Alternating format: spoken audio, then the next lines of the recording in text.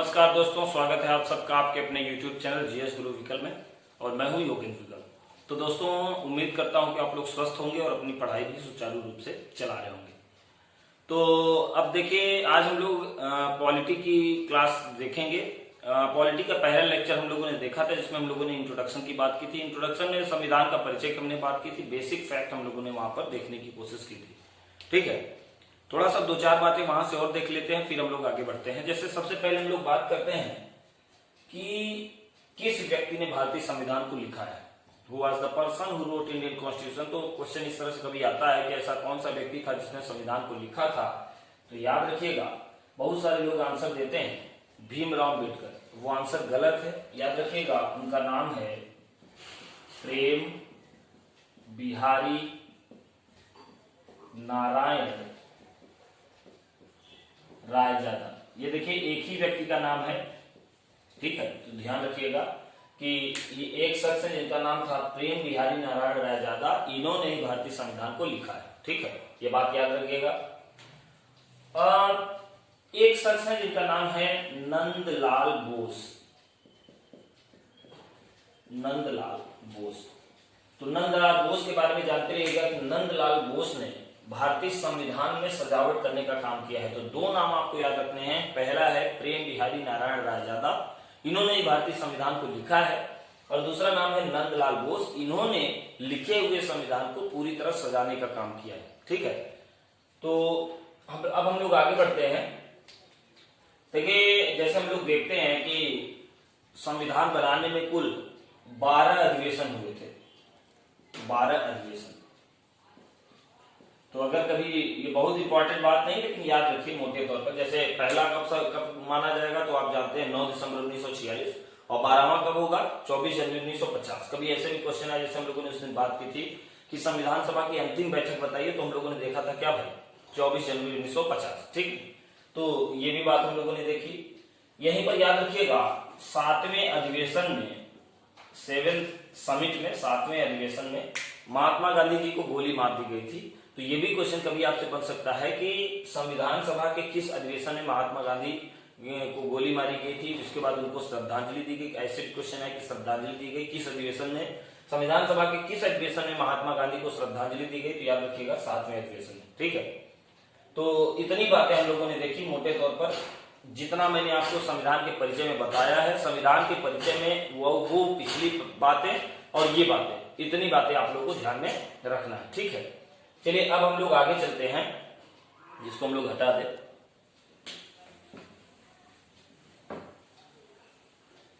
अब हम लोग देखेंगे कि देखिए संविधान में कितनी अनुसूचियां हैं। आप जानते हैं कि भारतीय संविधान में 395 अनुच्छेद, 8 अनुसूचियां और 22 भाग थे, जिनकी संख्या लगातार बढ़ रही है। माना जाता है कि 450 से ज्यादा, कहीं कहीं स्रोत में आपको 444 से ज्यादा, कहीं 460। तो उस पर डिबेट का ये विषय नहीं है। अप्रॉक्स मान के चलेंगे 450 से ज्यादा अनुच्छेद है। अनुसूचियों की संख्या 8 से बढ़कर 12 हो गई है और भाग 22 अभी भी माने जाते हैं। लेकिन कुल भागों की संख्या अगर कभी पूछे तो ध्यान रखिएगा, कुल भाग 25 है। हालांकि अभी भी वैध भाग, वैलिड पार्ट्स अभी भी 22 ही हैं। ठीक है, तो आइए आज हम लोग बात करेंगे संविधान की अनुसूचियों की। भारतीय संविधान की अनुसूचियां, इससे हम लोग बात करेंगे, मतलब शेड्यूल्स। आप लोग जानते हैं, देखिए चूंकि एक बात मैं आपको बता दूं, ये पेपर भी जो राजस्व लेखपाल का पेपर है, इसको भी लेगा UPSSC, उत्तर प्रदेश अधीनस्थ सेवा चयन आयोग। UPSSC के तहत ये पेपर आपका लिया जाएगा। और UPSSC की एक खास बात है कि पॉलिटी के इंट्रोडक्शन से वो क्वेश्चन जरूर पूछता है। आप कोई सा भी एग्जाम देख लें पिछले 2-3 सालों का, अगर वैसे भी पेपर तो जल्दी हुए भी नहीं, लेकिन जो आप देखेंगे 2018 का पेपर, अगर आप देखें 19 का पेपर देखें, तो उसमें आप देखेंगे शेड्यूल से क्वेश्चन जरूर पूछे गए। ठीक है, तो आइए हम लोग शेड्यूल को देखते हैं।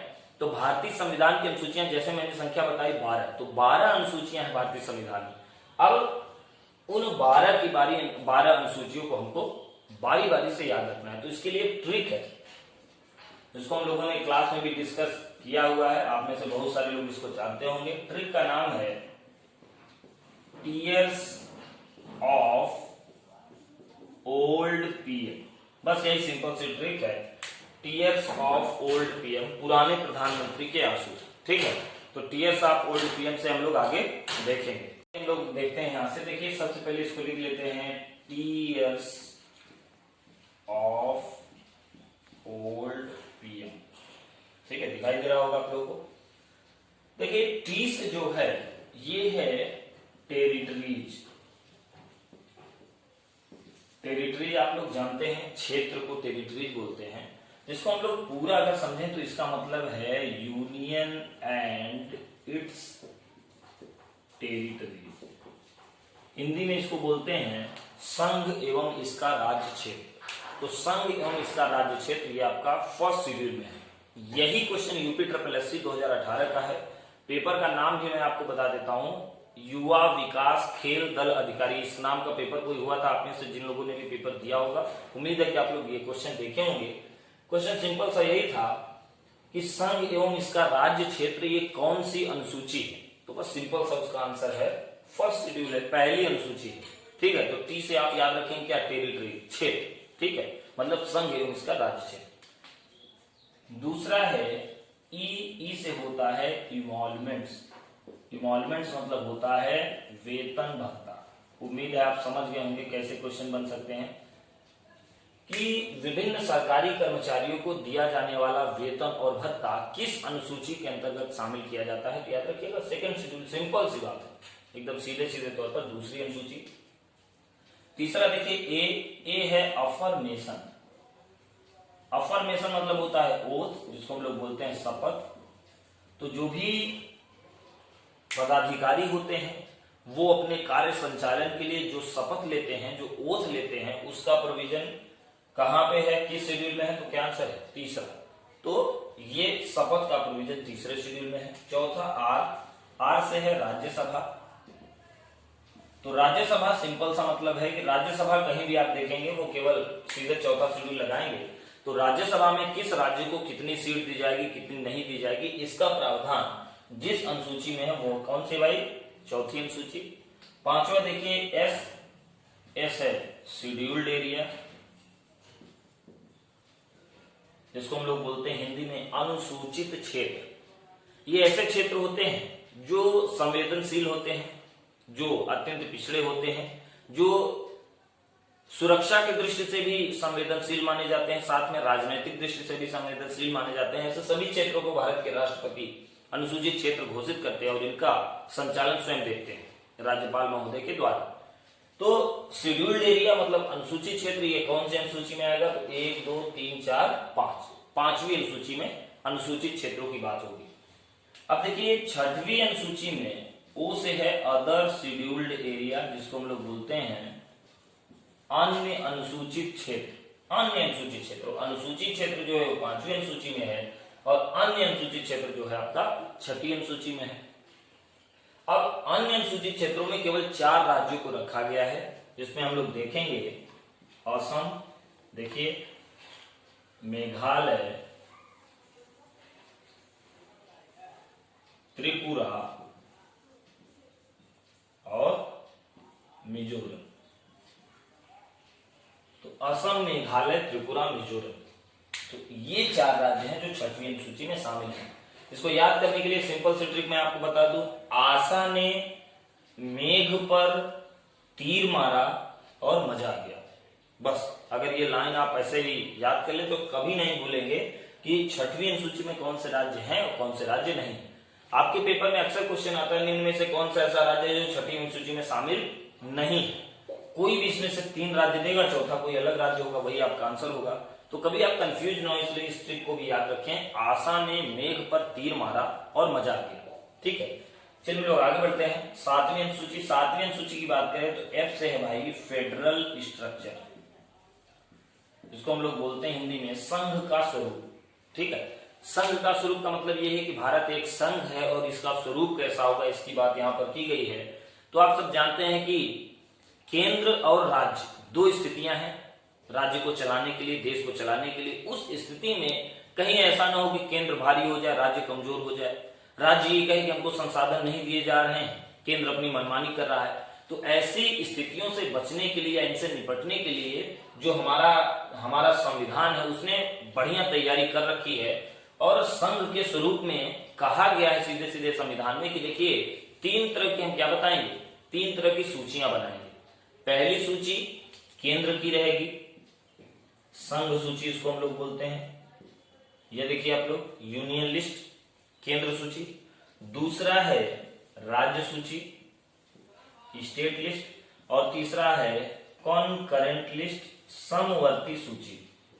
समवर्ती सूची, संघ सूची, राज्य सूची और समवर्ती सूची। अब है क्या, आप नाम से ही समझ पा रहे होंगे, संघ सूची का मतलब वे सारे विषय जिस पर केवल और केवल केंद्र नियम बनाएगा वो सारे के सारे संघ सूची में माने जाएंगे। राज्य सूची की बात करें तो वे सारे विषय जिस पर केवल राज्य नियम बनाएगा वो सब राज्य सूची के विषय हैं। और समवर्ती सूची का मतलब ये है कि जिस पर केंद्र और राज्य दोनों लोग मिलकर नियम बनाए वो समवर्ती सूची है। लेकिन यहाँ एक बात याद रखिए कि कहीं ऐसा हुआ कि कोई ऐसा विषय है जो समवर्ती सूची का विषय है लेकिन केंद्र और राज्य में असहमति है, तो बात किसकी मानी जाएगी, ये बात याद रखिएगा, बात तब भी केंद्र की ही मानी जाएगी। इस तरह से आप ये भी समझ सकते हैं कि हमारा संघ का स्वरूप ऐसा है कि उसमें केंद्र की प्रधानता है, राज्य थोड़ा सा कमजोर है। अगर कभी ऐसे भी क्वेश्चन आए कि संघ सूची, राज्य सूची, समवर्ती सूची में कितने विषय हैं तो भी याद रखिएगा, संघ सूची में इस समय है 100 विषय, 100 सब्जेक्ट्स हैं इसके पास, याद रखिएगा। यहां पर स्टेट के पास है 61 सब्जेक्ट और यहां पर ये 52 सब्जेक्ट्स हैं, ठीक है। तो ये बातें यहां पर ध्यान रखिएगा। चलिए आगे हम लोग बढ़ते हैं। तो 7वां शेड्यूल हो गया, ओ से है 8वां शेड्यूल है, 8वीं अनुसूची है, ओ से है ऑफिशियल लैंग्वेज, इसकी हिंदी है राजकीय भाषाएं, ठीक है। तो कभी आपसे क्वेश्चन पूछा जाए कि वर्तमान में कितनी राजकीय भाषाएं, तो इसकी संख्या कितनी है, 22, ठीक है। तो यहां पर ये भी याद रखिएगा, कुल 22 राजकीय भाषाएं हैं, ठीक है। राजकीय भाषा का मतलब याद रखिए कि सरकार अपना शासनादेश या अपने सरकारी कामकाज करने के लिए जिस भाषा का इस्तेमाल करता है उसी को कहते हैं राजकीय भाषाएं, ठीक है। तो पहले इनकी संख्या कितनी थी, 14 थी, अब कुल मिला के कितनी है, 22। तो अभी का याद रखिए, पहले का नहीं। जैसे यहाँ देखिए पहले 99 था, तो वो मैंने आपको जानबूझ के नहीं बताया, जो आपके काम की चीज है केवल वही आप जानिए, ठीक है। कभी ये नहीं पूछेगा कि पहले कितनी राजकीय भाषाएं, तो उसका सिंपल सा क्वेश्चन होगा कि वर्तमान में राजकीय भाषाएं कितनी है, बस, ठीक है। चलिए अब ये तो शुरू की 8 हमारी अनुसूचियां जो शुरू में थी संविधान बनते समय। अब उसके बाद 9वीं, 10वीं, 11वीं, 12वीं, ये चारों अनुसूचियां इसके बाद में जोड़ी गई। तो यहाँ पर 9वीं अनुसूची देखेंगे, एल है मतलब लैंड रिफॉर्म, इसको हम लोग हिंदी में क्या बोलते हैं भाई, भूमि सुधार। भूमि सुधार ये यूपीएससी 2019 का क्वेश्चन है, ये आपके आईएएस के एग्जाम्स में आया था कि जब 9वीं अनुसूची भारतीय संविधान में जोड़ी जा रही थी तो उस समय तत्कालीन प्रधानमंत्री कौन थे। सिंपल सा आंसर है, अगर आप लोग जानते होंगे पहला संविधान संशोधन है, मैंने आप लोग क्लास में पढ़ाया भी है। तो 9वीं अनुसूची पहला संविधान संशोधन, और पहला संविधान संशोधन हुआ है 1951 में। तो 1951 में आप सब जानते हैं प्रधानमंत्री थे पंडित जवाहरलाल नेहरू। फिलहाल हम टॉपिक पे आते हैं। तो ये जो लैंड रिफॉर्म है, जो भूमि सुधार है, ये 9वीं अनुसूची है। तो ये भी याद रखिए, इसमें क्या हुआ था कि बड़े पैमाने पर जमींदारी व्यवस्था को खत्म करने का प्रयास किया गया था पंडित जवाहरलाल नेहरू। जैसा कि मैंने पिछले लेक्चर पंचायती राज आपको ग्रामीण विकास वाले चैप्टर मैंने पढ़ाया था कि जो पंडित नेहरू थे वो समाजवादी विचारधारा से ओतप्रोत व्यक्ति थे। तो वो जमींदारों से जमीन छीन कर भूमिहीन किसानों को या सीमांत किसानों को जमीन देने का जो उन्होंने बेहतरीन प्रयास किया था, उसी के लिए 9वीं अनुसूची जोड़ी गई थी, जिसको मैंने आपको बताया था। यहां भी आप जान लीजिए कि इसके लिए इन्होंने कहा था कि ये जुडिशियल रिव्यू से बाहर है।